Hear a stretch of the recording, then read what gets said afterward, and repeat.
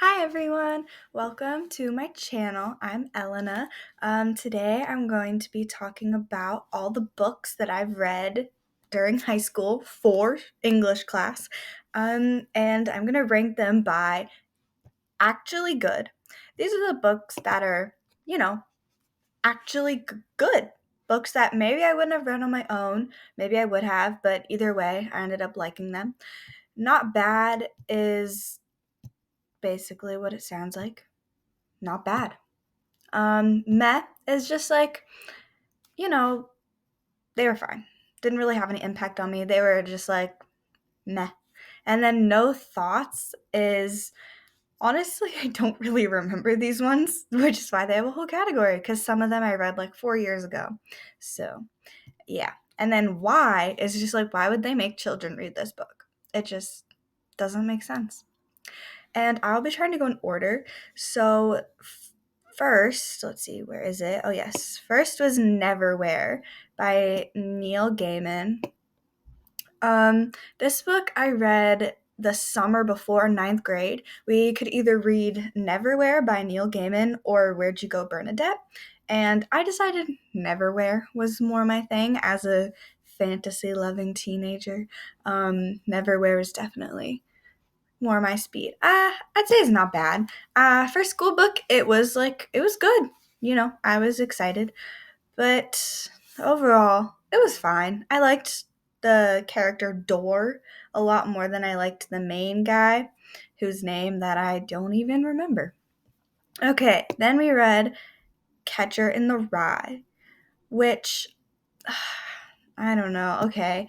I loved this book when I read it, which is maybe kind of concerning, but it was COVID lockdown. I think I get a pass. I think I get a pass for that one. It was COVID lockdown. I was fairly lonely with just my family at home studying and reading and going to Zoom school, which, by the way, I would not recommend. If you've experienced it, you know. But anyways, yeah, Catcher in the Rye by J.D. Salinger. I actually liked it, which I don't know what that says about me, but it's fine.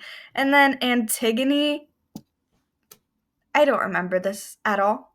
Looking through my archived classes and looking at the things that we read, if it wasn't on there, I wouldn't have remembered it. Let's see. I think it was Just Mercy after that. So, Just Mercy is actually a really good book by Bryan Stevenson. Okay, well, I already said really good, so it's going to be in there.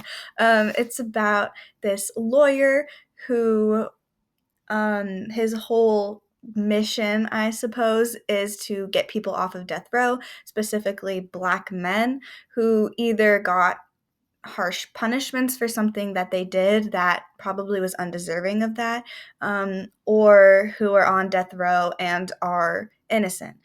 He basically just believes that the death penalty is a no-no, and I fully agree and respect that. Over the summer, before 10th grade, I read The 57 Bus. I actually also really liked this book. So far, we're off to a pretty dang good start. Wow, I didn't think we would be getting many high ones, but we are. 57 Bus is about this like young teenager named Sasha. They are gender nonconforming, use they them pronouns, typically wear skirts just cuz why not? Skirts are comfortable. And this other young boy who is also a young teenager. He grew up on kind of like a not so great side of California, goes to a huge public school. They don't pay much attention to him. And these two teenagers meet on the bus. And one of the teenagers, the boy, I don't remember his name, apologies, but he sets Sasha's skirt on fire. And Sasha gets really bad third-degree burns, and it's about their road to that moment. It's about why this happened, kind of what the reasoning was that this other kid gave, and what Sasha ended up doing about it, and how the news reacted. It's a really good book. I would say that one they did a good job having us read that. I think. Can I put it? Yeah, I'm gonna do that. Okay. And then we read The Purple Hibiscus. Okay. First book we actually read in school in 10th grade. It was premised by saying the author had said some transphobic things, that this book was going to help us talk about, how do we enjoy an author's creative work, or an artist's creative work. Doesn't have to be an author, it could be a musician, a painter, a writer, whatever. How do we enjoy someone's work? Can we enjoy someone's work if they've said things we disagree with? My school is very liberal, so it was, I guess, sort of just assumed everyone disagreed with that author, which is interesting. They didn't really take that time to really explain what transphobia was or what it meant to be transgender. Which is kind of a flaw. And then also, after we read it, they never talked about those reasons, which I really was curious about, but whatever. The book is a pretty interesting premise. It's about this young girl who lives in Nigeria. Her father works with the church there, with a bunch of like missionary kind of people, who basically have just like left over from colonization and like the conversion of Nigerian people, basically. And he's abusive, physically, like mentally, to her brother, and her mother. And one day the brother's just like had enough, and it's about that journey. Honestly, why did we read this? I think the premise is really interesting. I mean, at the time, I'm sure I didn't, but looking back at it now, it's a pretty interesting premise. But I just don't think it did much for any of us. No one liked it. Um, yeah, I mean, I'd be curious to read it again now to see if it had a different impact. But I don't really want to read that author's work at the moment, so I'm not gonna read it. Yeah. So why? Why did we read that? Let's see, what was next? Oh, it was either Frankenstein or 1984. I think Frankenstein. We'll go with Frankenstein. Frankenstein by Mary Shelley. I'm sure everyone knows that one. It's either in meh or not bad. I did not like this book. Full disclosure, I did not like it. I think I'll just put it in meh. I liked the Gothicism that we learned about during this time, like from this book. Like, this book was our jumping off point of learning about Gothicism and like Romanticism and Neoclassicism, which was cool. But I didn't like it. Sorry. 1984. I think I'm also gonna put it in meh. I didn't like it. I'm sorry, guys. I just didn't like it. Like, the idea is interesting, a dystopian world, with this like crazy government, big brother watching your every move, perpetually at war, can't leave the country, can't talk with anyone outside the country, highly controlled.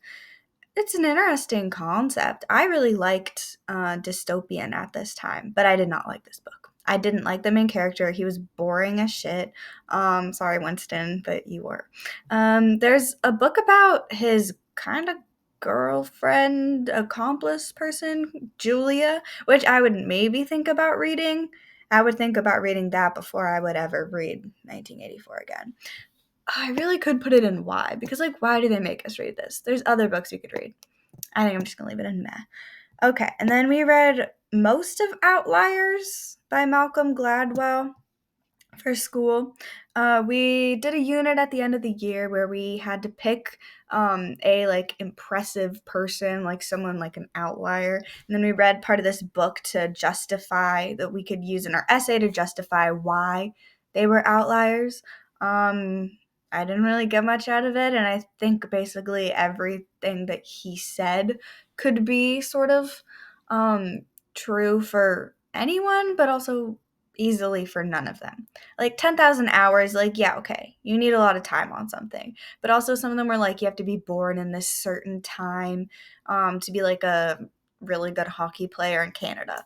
And I'm like, okay, don't we have a better way to spend our time than searching through birthdays of hockey players. I don't know. That's my 2 cents. Let's see. What did we read? Oh, Ursula K. Le Guin. Once We Walk Away from Omelas. Not bad. I want to reread it, actually. I really do. I think I would like it now. I didn't love it then. I didn't hate it. I just didn't love it.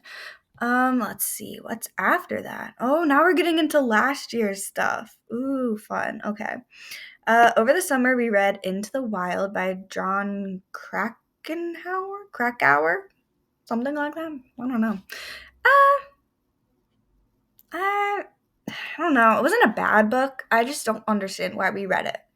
Like, I really don't. It's about this young guy. His name is Chris. He's like a young adult kind of a deal, kind of a person. He's from this rich ass family. He went to college, dropped out, kind of ran around the country, doing a bunch of different things, kind of just living off on his own without a job, without money, really.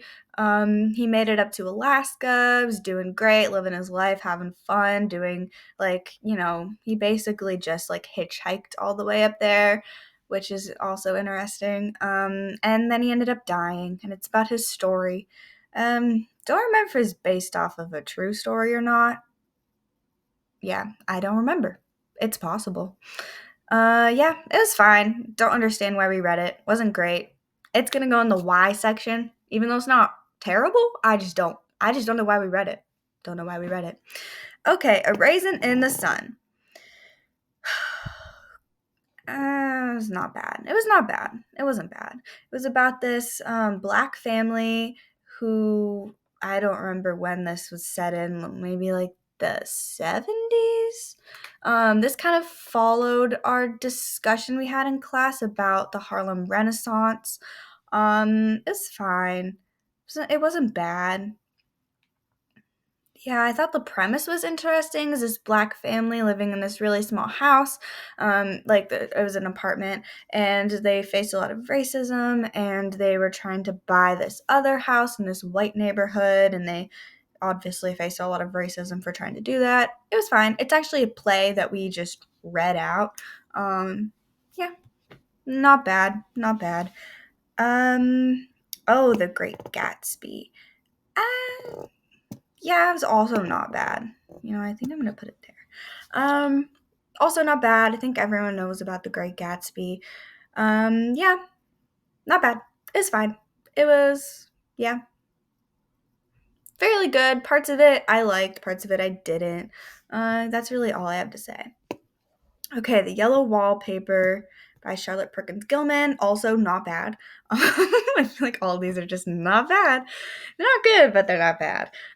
Anyways, so Charlotte Perkins Gilman wrote this very short novel about this woman who was given the rest cure, which basically in the US in the 50s, I don't know, women who were depressed or had postpartum depression or anxiety issues or who were agoraphobic or really any mental health problems or anything that was perceived as a problem by their spouses or family members, their male family members, basically.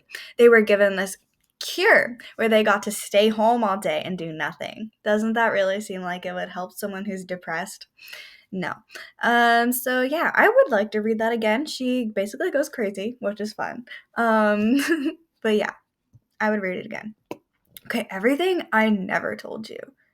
Bro, when I say this book was good, I mean it was really good. It's by Celeste Ng. She's a damn good author. I want to read some of her other books, like Little Fires Everywhere. If you have any suggestions of her books, please drop them below because I honestly am not super familiar with her work. But yeah, I really liked this book. It's about this mixed race family in the 80s question mark, somewhere around then, in the US. And it's basically about the mother. She had to give up her dreams basically to become a wife and a mother, and that was really, really hard for her. And she's white and her husband is Asian American, and they have these kids, 3 kids. One of them ends up dying, and basically it was seen as a suicide. And so this book goes through why this young woman, this teenager might have killed herself, why like some of her family members think she didn't, why it was an accident seen as like the cops, why other people thought it was a suicide, kind of like her life. And it was just devastating, like the family dynamics and like the miscommunication. Like it was devastating. It made me cry. And it's a school book. I cried over a school book. But yeah, highly recommend. So good. Probably the best book for school I've ever read. Well, hmm, that'll be seen. That is to be seen later. Okay, so next we have, what is this book called? Extremely Loud and Incredibly Close. Yeah, that was fine. It was fine. Not bad. I didn't love it per se, but it was for a class that I loved. The class was actually this year, senior year. It was the intersections of art and writing, which I thought was really interesting. As an artist and someone who loves to read, I was like all over that. Super cool. Book is fine. Yeah, it was just fine. And then the next one, oh my god, marbles. Um, I don't know. I don't know which one. Okay, I'm gonna put it there. Okay, so Marbles is a graphic novel, kind of like a graphic novel memoir.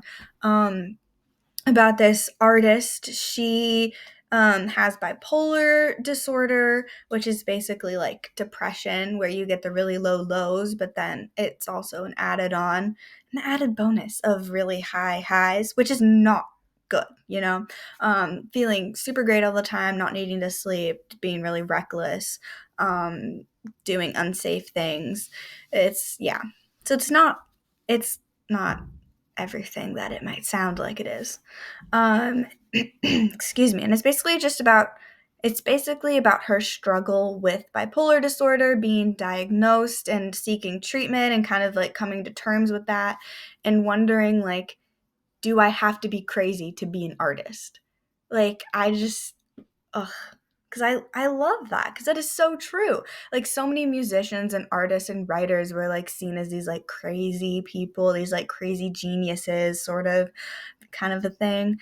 And I love the idea of her exploring, can I be a medicated artist? Like, can that still be, I don't know, am I still worthy of being an artist if I'm medicated and stable? Like, do I have to have the high lows and the the high highs and the low lows to be successful?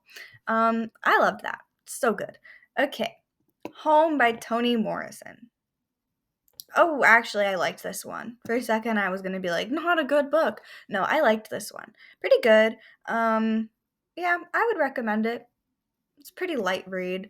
Pale Horse, Pale Rider. No thoughts. Don't really remember. It was about a pandemic. I didn't like that. That was a no thank you. Yeah, so wow, I'm surprised. Most of these ended up in actually good or not bad. I totally thought more of them would be bad. To be fair though, I didn't like most of these books when I read them. It's kind of, looking back, they're not so bad, I suppose.